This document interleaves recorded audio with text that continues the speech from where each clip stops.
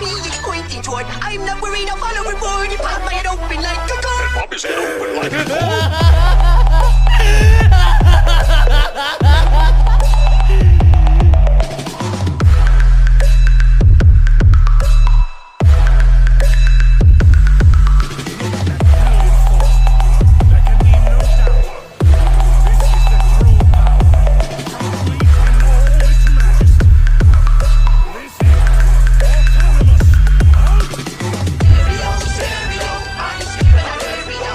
इस एपिसोड की स्टार्टिंग में हम देखते हैं टर्लस को। टर्लस इस पॉइंट पर चीयरलीडर से कहता है तुम्हें अब ट्रेनिंग करनी होगी और तुम्हारी ट्रेनिंग ये काफ़ी ज़्यादा इंटेंस होने वाली है क्योंकि तुम्हारी एज हो गई है।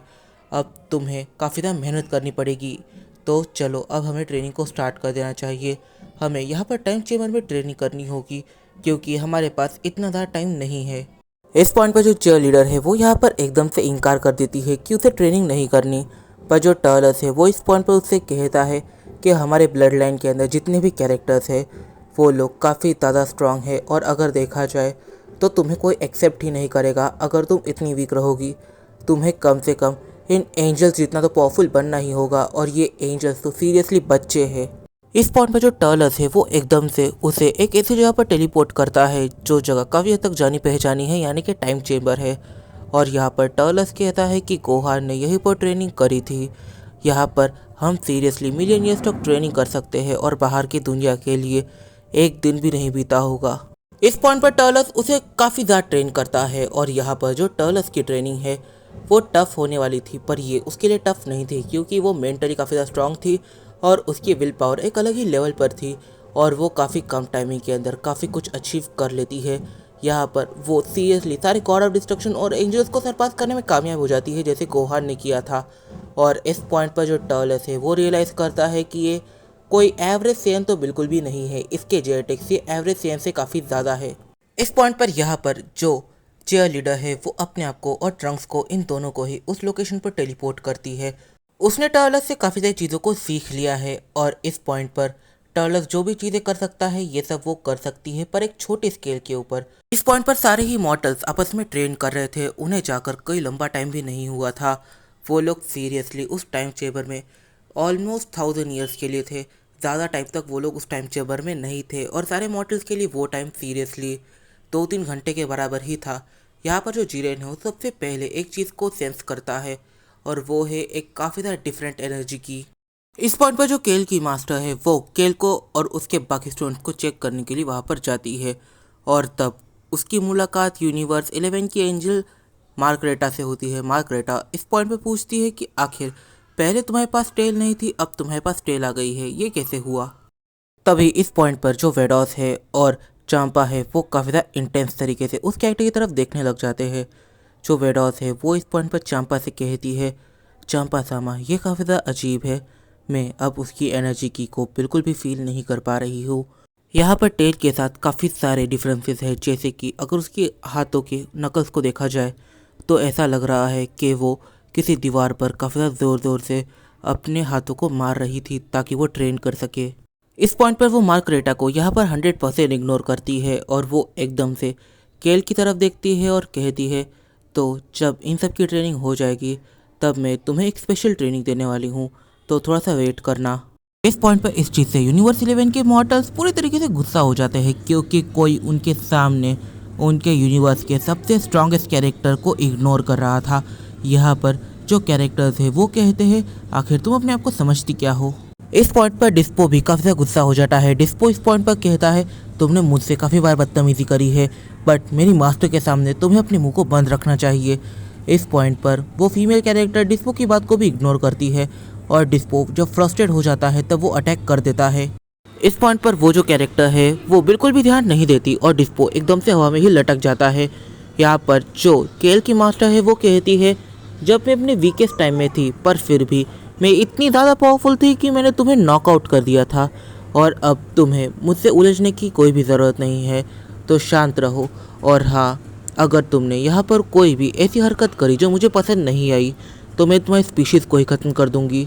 इस पॉइंट पर सारे ही एंजल्स यहाँ पर भड़क पड़ते हैं। एंजल्स कहते हैं कि डिस्ट्रक्शन करने का काम ये गॉड ऑफ डिस्ट्रक्शन का है, तुम्हें डिस्ट्रक्शन करने का कोई भी अधिकार नहीं है। और ऊपर से तुम होती कौन हो ये सारे शब्द को कहने के लिए तुम किसी भी स्पीशीज़ को अगर एक्सटेंड करने की कोशिश भी करोगी तो ये तुम्हारे लिए काफ़ी ज़्यादा बुरा रहेगा। और इस पॉइंट पर वीज यहाँ पर ये डिसीजन बना लेता है कि वो यहाँ पर इसकी जान लेगा। इस पॉइंट पर ट्रंक्स एकदम से वहाँ पर आ जाता है और जब ट्रंक्स ये सारी चीज़ें देखता है तब वो इन सभी का जो दोषी है वो ठहराता है केल की मास्टर को।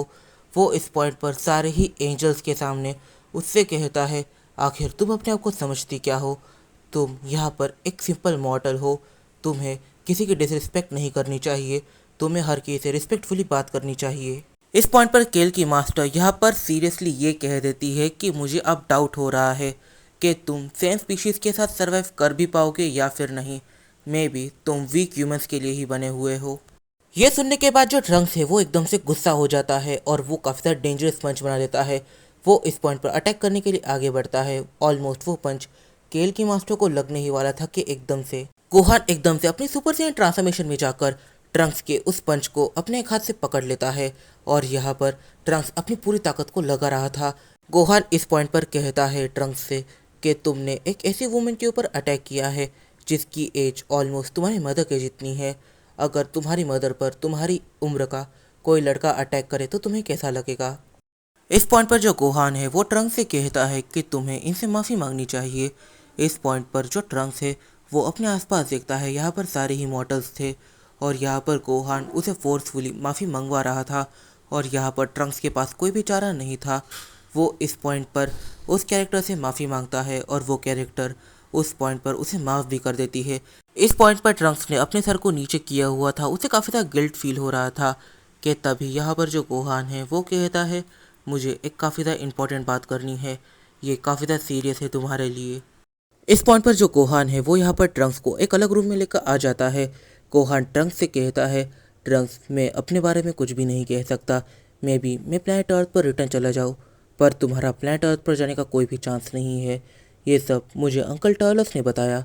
और एक काफ़ी ज़्यादा इम्पॉर्टेंट बात, जो ये फीमेल कैरेक्टर है इससे उलझने की कोई भी ज़रूरत नहीं है और उसने वहाँ पर जो भी चीज़ें कही है वो ह्यूमंस के बारे में नहीं थी, वो सारी ही बातें यूनिवर्स 11 के बाकी स्पीशीज़ के बारे में थी। वो इस पॉइंट पर तुम्हें कहीं से भी हर्ट नहीं कर रही थी पर फिर भी तुमने इसमें इंटरफेयर करके काफ़ी बड़ी गलती करी है। और अगर हम इस कैरेक्टर की इन्फॉर्मेशन को साइड में रख देते हैं तो फिर सारी ही चीज़ों को मेरे ग्रैंडपा काइंड ऑफ देख रहे हैं और उन्हें बीरस बिल्कुल भी पसंद नहीं और तुम्हारे ग्रैंडपा को मे भी बीरस पसंद ना हो, मुझे अंकल टर्लस की बातों से ऐसा लगता है। तो फिर हमें इस पॉइंट पर इन सब में नहीं पड़ना चाहिए। अगर वो इन गॉड ऑफ डिस्ट्रक्शन में से या फिर एंजल्स में से किसी की जान ले लेती है तो फिर वो खुद इन सारी चीज़ों से डील करेगी, हमें इसमें इंटरफेयर करने की ज़रूरत नहीं है। इस पॉइंट पर यहाँ पर ट्रंक्स को गोहान की बातें बिल्कुल भी समझ नहीं आ रही थी कि आखिर उसे ये रिलेशन क्यों बनाना है। यहाँ पर जो गोहान है वो प्लैनेट अर्थ पर जा सकता है पर ट्रंक्स का कोई चांस नहीं बनता। ट्रंक्स इस पॉइंट पर सवाल पूछता है कि आखिर तुम कह क्या रहे हो। गोहान कहता है कि अभी मैं तुम्हें समझा नहीं सकता क्योंकि ये काफ़ी ज़्यादा कॉम्प्लेक्स है, मैं भी ठीक से चीज़ों को नहीं समझ पाया पर इन फ्यूचर हम दोनों ही चीज़ों को समझेंगे। फिर ट्रंक्स गोहान से एक चीज़ कहता है कि आखिर तुमने एक बात यहाँ पर इनलॉजिकल कर दी है, वो किसी गॉड ऑफ डिस्ट्रक्शन की या फिर किसी एंजल की जान ले ही नहीं सकती, वो इतनी पावरफुल बिल्कुल भी नहीं है। इस पॉइंट पर गोहान कहता है कि ये चीज़ बिल्कुल भी इनलॉजिकल नहीं है, वो फिज़िकली तुमसे थोड़ी सी ही वीक है बट हाँ वो तुम्हारी जान ले सकती है। वो तुम्हारी नहीं बल्कि मेरी भी जान ले सकती है क्योंकि वो किसी वॉरियर की तरह बैटल करती ही नहीं, वो किसी असैसिन की तरह बैटल करती है। उसका एक एक मूव बस सामने वाले की जान लेने के लिए होता है, बस वो उस मूव के इम्पैक्ट को कम कर देती है जिससे कि सामने वाला बेहोश होता है, वरना ये सीरियसली किसी की जान लेने के लिए होते हैं। इस पॉइंट पर इस वीडियो में काफ़ी सारे सवाल निकल के आते हैं। सबसे पहला सवाल यहाँ पर ये निकल के आता है आखिर क्या चल रहा है, यहाँ पर जो गोहान है वो कहना क्या चाहता है और यहाँ पर जो ट्रंक्स है उसने सीरियसली माफ़ी मांगी है उस कैरेक्टर से और यहाँ पर गोहान इस चीज़ को कहता है कि वो ट्रंक्स से थोड़ी सी ही पीछे है। अगर हम यहाँ पर बात करें तो जो अपना ट्रंक्स है उसने 5 मिलियन ईयर्स तक ट्रेनिंग करी है, गोहान ने भी उतना टाइम ट्रेनिंग करी थी बट जो गोहान है वो उसके पोटेंशियल की वजह से एक काफ़ी बड़ा पावर्स का गैप बना देता है जिसे ट्रेनिंग की मदद से पूरी तरीके से फिल करना ये काफ़ी लंबा टाइम लेगा। इसका ये मतलब निकलता है कि ट्रंक्स कहीं ना कहीं वीक है और यहाँ पर इस कैरेक्टर ने 1000 ईयर्स की मेहनत के बाद ट्रंक्स को सरपास कर दिया है। और आखिर अब आगे क्या होगा इस पॉइंट पर इस वीडियो में काफ़ी सारे सवाल निकल के आते हैं, तो इन सारे सवालों के जवाब हम जानेंगे अपने आने वाले कुछ रोज़ों में। तब तक के लिए बाय बाय।